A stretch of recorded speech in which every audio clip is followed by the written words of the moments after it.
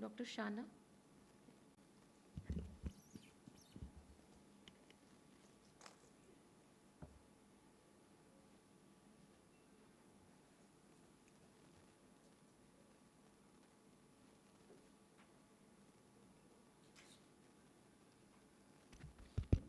Good afternoon, everyone. I am presenting a study on electroretinogram changes in diabetic patients with and without diabetic macular edema.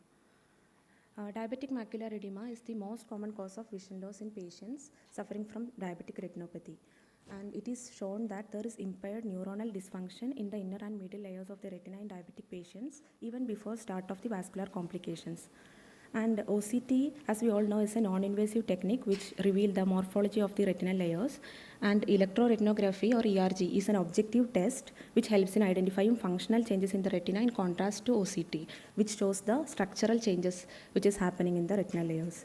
So the aim of our study was to analyze changes in the ERG patterns in diabetic patients with and without diabetic macular edema and correlate these ERG changes with best corrected visual acuity as well as central macular thickness obtained on spectral domain OCT. This was a cross-sectional, observational and comparative study which was done in 60 eyes, that is 30 eyes in each case, and control groups. Patients with confirmed cases of diabetic macular edema having either NPDR or PDR were included in as cases, and patients with diabetes mellitus with no diabetic retinopathy or diabetic macular edema were included in control group. Prior history of any intravenous injection or retinal lasers and significant media opacities were excluded from the study. After getting informed consent from the subjects, all the subjects underwent slit lamp examination, indirect ophthalmoscopy and OCT, and central macular thickness was obtained. And the patients were classified into group A as 30 eyes having diabetic macular edema, that is central macular thickness more than or equal to 275 microns, and group B as 30 eyes without diabetic macular edema, that is central macular thickness less than or equal to less than 275 micron. And ERG was recorded using full field ERG device Retival as shown in the figure. And implicit time and amplitude of both 16 TDS and 32 TDS flashes were noted, and they were correlated with BCVA and central macular thickness. So we found out that the best corrected visual acuity of group A, that is the DME group, was significantly lower when compared to group B, and central macular thickness was significantly higher in group A, that is DME group, when compared to the no DME group.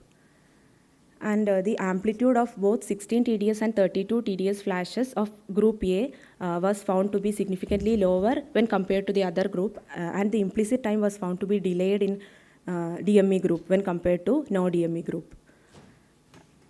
So coming to the correlation graphs, the amplitude and best corrected visual acuity showed significant negative correlation in both 16 TDS and 32 TDS flashes, and implicit time showed a positive correlation with logMAR best corrected visual acuity in group A. And regarding central macular thickness versus amplitude, they showed a negative correlation, and central macular thickness versus implicit time showed a positive correlation, which means that as central macular thickness increases, amplitude decreased and implicit time got delayed. Previously, different studies have also mentioned similar outcomes, but most of the studies were based on multifocal ERG, in contrast to our study where we used 30 Hz flicker ERG device, which was much easier to use. So it is concluded that patients with diabetic macular edema have significantly abnormal flicker ERG responses, that is decreased amplitude and delayed implicit time when compared to those without DME, which indicate that there is a functional impairment in retinal layers in these patients.